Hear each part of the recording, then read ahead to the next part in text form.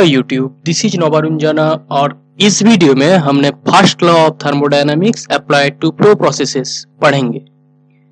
पिछले वीडियो में हमने सीखे हैं क्लोज सिस्टम के लिए, चाहे वो साइक्लिक प्रोसेस हो या नॉन साइक्लिक प्रोसेस हो, दोनों के लिए अगर सिस्टम क्लोज होगा तो उस केस में फर्स्ट लॉ ऑफ थर्मोडायनामिक्स को कैसे अप्लाई किया जाता। लेकिन इस वीडियो में हमने फ्लो प्रोसेसेस के लिए फर्स्ट लॉ ऑफ थर्मोडायनामिक्स कैसे अप्लाई किया जाता है वो सीखेंगे। लेकिन हम लोगों का एक एजम्पशन यहाँ होगा कि फ्लो होगा स्टेडी फ्लो, तो हम लोग ये एज्यूम कर लेंगे कि स्टेडी फ्लो में ही हम लोग फर्स्ट लॉ ऑफ थर्मोडायनामिक्स का जो फॉर्मूलेशन आएगा वही कैलकुलेट हम लोग करने वाले हैं। स्टेडी एंड नॉन स्टेडी दोनों फ्लो के लिए ही first law of thermodynamics apply होता है, लेकिन अगर हम लोग एक सिंपल फॉर्मूलेशन कैलकुलेट करने जाए तो उस केस में अनस्टेडी फ्लो होगा तो वो कैलकुलेट करना काफी हार्ड हो जाता है, लेकिन स्टेडी फ्लो में वो बहुत आसान हो जाता है। तो हमने फिलहाल स्टेडी फ्लो लेके ही फर्स्ट लॉ ऑफ थर्मोडायनामिक्स को फ्लो प्रोसेस के लिए अप्लाई करेंगे। तो पहला क्वेश्चन है व्हाट इज स्टेडी फ्लो। तो सोचिए कि एक कंट्रोल वॉल्यूम या एक पाइप जिसका अंदर से कुछ फ्लो हो रहा है, चाहे वो गैस हो सकता है या लिक्विड हो सकता है, कुछ भी फ्लूइड जो फ्लो हो रहा है, तो उसका कोई एक पर्टिकुलर पॉइंट ले लीजिए और उस पॉइंट में अगर थर्मोडायनामिक प्रॉपर्टीज का वैल्यू टाइम का रेस्पेक्ट में चेंज नहीं होता तो उसको हम लोग बोलेंगे कि वो स्टेडी फ्लो है। अलग अलग पॉइंट में थर्मोडायनामिक्स का जो प्रॉपर्टी है उसका वैल्यू चेंज हो सकता है, वेरी कर सकता है, लेकिन कोई एक पर्टिकुलर पॉइंट में अगर थर्मोडायनामिक प्रॉपर्टीज का वैल्यू टाइम के साथ डिपेंड नहीं करता, टाइम के ऊपर डिपेंड नहीं करते, यानी आप सुबह 4 बजे भी मेजर कर लीजिए, जितना वैल्यू देगा वही पर्टिकुलर पॉइंट में शाम को 5 बजे आइए फिर से मेजर करिए, थर्मोडायनामिक्स प्रॉपर्टीज का वैल्यू वही सेम वैल्यू देगा, तब हम बोलेंगे कि वो फ्लो स्टेडी फ्लो है। हो सकता है कि स्पेस कोऑर्डिनेट वेरी करने से उसका जो थर्मोडायनामिक प्रॉपर्टीज का वैल्यू वो वेरी कर सकता है, लेकिन कोई एक पर्टिकुलर पॉइंट में अगर थर्मोडायनामिक प्रॉपर्टीज का वैल्यू कांस्टेंट रहा टाइम के रेस्पेक्ट में, तब उस फ्लो को बोलेंगे स्टेडी फ्लो। आई होप कि स्टेडी फ्लो क्या होता है आपको समझ में आ गया है। तो चलिए सोचिए कि ये एक कंट्रोल वॉल्यूम है और इसका अंदर से स्टेडी फ्लो हो रहा है। तो ये है सेक्शन 1.1 और यहाँ सेक्शन 2.2। सेक्शन 1.1 है इनलेट और सेक्शन 2.2 है सोचिए कि आउटलेट है। तो सेक्शन 1.1 में अच्छा पहला बात देखिए, एक तो मास का बैलेंस करना पड़ेगा, मतलब यहाँ इस कंट्रोल वॉल्यूम के अंदर कोई मास का एक्यूमुलेशन नहीं हो रहा है, मतलब जितना मास इनपुट होगा उतना ही मास आउटपुट होगा। तो सोचिए कि dm/dt amount of mass flow rate जिसको बोला जाता है और सिंपली फ्लो रेट भी बोला जाता है, तो dm/dt पर सेकंड में इतना ही मास एंटर कर रहा है और देखिए आउटलेट में उतना ही मास निकल जा रहा है। इसका मतलब मास का बैलेंस हो गया है, मतलब कोई मास एक्यूमुलेशन नहीं हो रहा है सिस्टम के अंदर। अच्छा यहाँ control volume basically open system है, तो यहाँ हमने मास का कोई एक्यूमुलेशन नहीं किया है, तो मास जितना एंटर कर रहा है उतना ही एग्जिट भी कर रहा है। तो आप सोचिए कि इनलेट में हमने dq/dt amount of heat input दिए हैं और as a result dw/dt amount of work हमको मिल रहा है। अच्छा एक बात यहाँ देखिए, यहाँ dq और यहाँ जो dw है दोनों का d का ऊपर एक काट मार्क किया हुआ है। अच्छा ये काट मार्क का भी एक रीजन है, क्यों हमने काट मार्क किया है इसको हमने बाद में समझाते हैं। फिलहाल फर्स्ट लॉ ऑफ थर्मोडायनामिक्स जो फ्लो प्रोसेस के लिए अप्लाई करने के बाद जो फॉर्मूला आएगा उसको हम लोग समझ लेते हैं। तो हमने यहाँ इनपुट दिया dq/dt अमाउंट ऑफ हीट और एज ए रिजल्ट हम लोगों को मिल रहा है dw/dt अमाउंट ऑफ वर्क।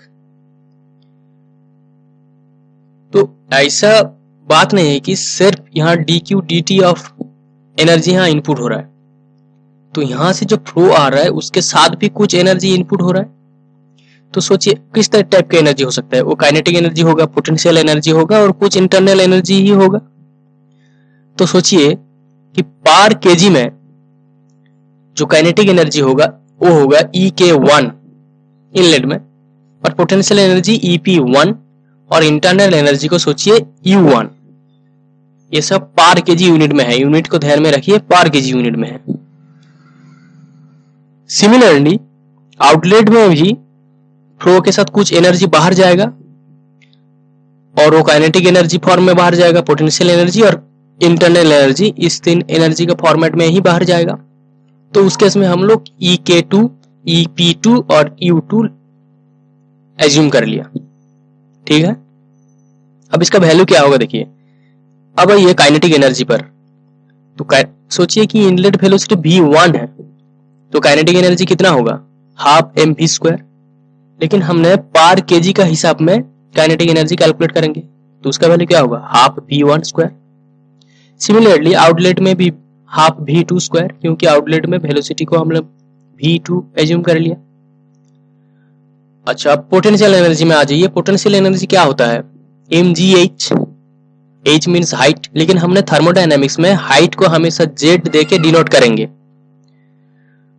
तो पोटेंशियल एनर्जी क्या होगा, mgz। सोचिए कि इनलेट एक रेफरेंस से z1 हाइट में है, तो पोटेंशियल एनर्जी क्या होगा, mgz1। लेकिन हमने पार केजी का हिसाब से पोटेंशियल एनर्जी को कैलकुलेट करेंगे, तो इसलिए m का वैल्यू 1 कर दीजिए, तो ये होगा gz1। सिमिलरली यहाँ gz2 होगा आउटपुट में, आउटलेट में, और इंटरनल एनर्जी तो U1 और आउटलेट में U2 हमने एज्यूम कर लिया है। तो फर्स्ट लॉ ऑफ थर्मोडायनेमिक्स यहां अगर हम लोग अप्लाई करेंगे, तो फर्स्ट लॉ ऑफ थर्मोडायनेमिक्स हम लोगों को क्या सिखाता है कि एनर्जी को हम लोग क्रिएट नहीं कर सकते, डिस्ट्रॉय भी नहीं कर सकते। इसका मतलब इस फ्लो प्रोसेस में एनर्जी का इनपुट जितना होगा, एनर्जी का आउटपुट भी उतना ही होगा। तो यहां हम लिख सकते हैं total input energy equal to total output energy, ठीक है। तो आप देखिए टोटल इनपुट एनर्जी कितना है, टोटल इनपुट एनर्जी क्या है, यहां देखिए dq dt जो हीट, ये तो हमने इनपुट दिया है, और इसके साथ साथ भी ये कुछ पोटेंशियल एनर्जी, काइनेटिक एनर्जी और इंटरनल एनर्जी भी ही इनपुट हो रहा है। लेकिन इसका यूनिट को देखिए, ये तो एनर्जी पार केजी में है, लेकिन हमने dq dt क्या किस यूनिट में लिखे हैं, ये तो लिखे हैं पार टाइम में है, एनर्जी पार टाइम यूनिट में लिखे हैं। लेकिन यहाँ ये जो तीनों एनर्जी है, वो तीन एनर्जी है एनर्जी पर केजी में है, तो इसको एनर्जी पर टाइम में कन्वर्ट करना पड़ेगा। तो इसलिए इन तीनों के साथ हमने फ्लो रेट यानी dm dt को मल्टीप्लाई कर देंगे। अगर आपको समझने में दिक्कत हो रहा है तो आप वीडियो को पॉज करिए और खुद से सोचिए, तो आपको पता चल जाएगा कि dm dt क्यों हमने मल्टीप्लाई किया है। तो यहाँ इतना हमको मिल गया, टोटल एनर्जी इनपुट कितना हुआ, तो dq dt plus dm dt into kinetic energy plus potential energy plus internal energy at inlet. Similarly हमने टोटल एनर्जी आउटपुट कितना हो वो भी हम लोग कर सकते हैं। तो एक तो एनर्जी वर्क का फॉर्म में आउटपुट हुआ जो dw/dt प्लस आउटपुट का जितना काइनेटिक एनर्जी, पोटेंशियल एनर्जी और इंटरनल एनर्जी था, उसके साथ भी हम लोग यूनिट को एनर्जी पर टाइम करने के लिए हम लोग dm dt मल्टीप्लाई करके ऐड कर दिया। तो हमने total input energy equal to total output energy हमको मिल गया। अब इस W को देखिए। अच्छा, इस फ्लो प्रोसेस में लिक्विड भी फ्लो कर सकता है, गैस भी फ्लो कर सकता है। अगर गैस फ्लो करेगा तो उस केस में गैस तो एक्सपांड भी कर सकता है। तो उस केस में दो टाइप का वर्क हमको इनपुट मिल सकता है, एक तो पीवी वर्क जो गैस एक्सपांड करने में मिलेगा, और दूसरा है सैप्ट वर्क। तो हमने इस वर्क को दो पार्ट में डिवाइड कर सकते हैं। इस वर्क को हमने दो पार्ट में डिवाइड कर लिया। एक है सैप्ट वर्क जो dWs/dt, S फॉर सैप्ट, और एक है पीवी वर्क। और पीवी वर्क क्या होगा, P2V2 माइनस P1V1। लेकिन ये भी पर केजी एनर्जी पर केजी यूनिट में है, तो इसको भी हम लोग को एनर्जी पर टाइम यूनिट में करने के लिए इसके साथ भी हमने dm/dt मल्टीप्लाई कर दिया है। तो बेसिकली हमने dW/dt को इतना करके लिख दिया है, ठीक है, और कुछ भी नहीं किया है। अब EK1, EP1, U1 ये सब चीज का वैल्यू हम लोग यहां से बैठा सकते हैं, तो बैठा दीजिए। तो हमने ये सारा वैल्यू बैठा दिया और साथ में P1 V1 को लेफ्ट साइड में लेके आ गया, ठीक है, और कुछ भी नहीं किया। आप यहां देखिए U1 प्लस P1 V1 और यहां देखिए U2 प्लस P2 V2। तो हमने क्लास 12 का नॉलेज में क्या बोल सकते हैं, U प्लस PV क्या होता है, H यानी एंथैल्पी होता है। तो हमने इसका जगह H1 लिखेंगे और इसका जगह H2 लिखेंगे, जो कि स्मॉल में, स्मॉल h मतलब होता है स्पेसिफिक एंथैल्पी, मतलब पर मास यूनिट में होगा वो।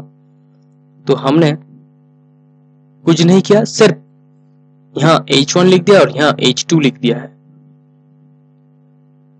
और इसके बाद हमने बोथ साइड में dt बाई dm से मल्टीप्लाई किया, इसका उल्टा। यहाँ तो dm बाई dt है, इसका उल्टा dt बाई dm से बोथ साइड में हमने मल्टीप्लाई कर दिया। करने के बाद ये इक्वेशन आ गया। तो ये बोथ फॉर्मेट को ही हमको याद रखना पड़ेगा, और ये दोनों फॉर्मेट ही फ्लो प्रोसेसेस के लिए फर्स्ट लॉ ऑफ थर्मोडायनेमिक्स का एप्लीकेशन होने के बाद जो फॉर्मूला आएगा ये है, ठीक है। और यहाँ एक बात आप ध्यान रखिए, इस ब्रैकेट के अंदर जो भी कुछ लिखा हुआ है दोनों फॉर्मूला में, ये दोनों ही लेकिन स्पेसिफिक यानी पर मास का हिसाब से। अगर आपको डायरेक्टली न्यूमेरिकल में, अगर इस वक्त अगर न्यूमेरिकल में अगर यूज करेंगे तो कुछ न्यूमेरिकल में हो सकता है कि डायरेक्टली आपको एंथैल्पी किलो जूल का हिसाब से दे देगा, लेकिन वो अगर यहाँ आप पुट कर दिया तो गलत हो जाएगा, क्योंकि हमने तो पहले से ही इसका अंदर ब्रैकेट के अंदर जो भी कुछ लिया है वो तो एनर्जी पर केजी का यूनिट में लिया है।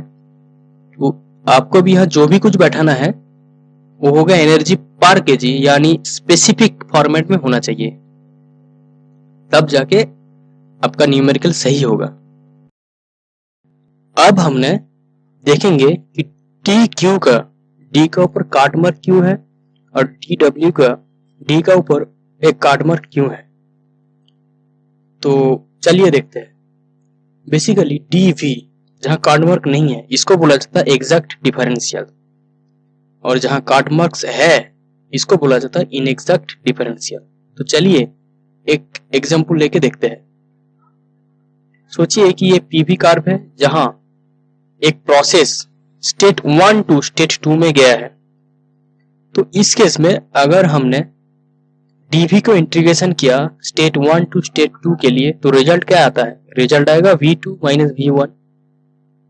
लेकिन अगर हमने सेम काम हम DW के लिए करते स्टेट 1 टू स्टेट 2 के लिए, तो इस केस में हम लोग integration of DW equal to W2 minus W1 नहीं लिख सकते, क्योंकि ये एक पाथ फंक्शन है, ये पॉइंट फंक्शन नहीं है। फर्स्ट केस में वॉल्यूम ये बेसिकली था एक पॉइंट फंक्शन। पॉइंट फंक्शन के लिए हम लोग ऐसा कर सकते हैं, लेकिन जब पाथ फंक्शन होगा इसका इंटीग्रेशन डिपेंड करेगा कौन सा पाथ में वो प्रोसेस गया है। तो इसलिए हमने dw का इंटीग्रेशन w2 माइनस w1 नहीं लिख सकते हैं, और इसीलिए इसको हमने इनएग्जैक्ट डिफरेंशियल बोलते हैं। और इनएग्जैक्ट डिफरेंशियल को हम लोग d और उसका ऊपर एक काट मार्क देके ही डिनोट करते हैं। सो आई होप कि w और q का आगे t का ऊपर काट मार्क क्यों है ये आपको समझ में आ गया है। सो आई होप कि ये वीडियो आपको अच्छा लगा है, समझ में आया है। अगर बहुत अच्छा लगा तो आपने लाइक बटन को दबा दीजिए और मेरा चैनल को भी सब्सक्राइब कर लीजिए और दोस्तों में शेयर कर लीजिए। Thank you.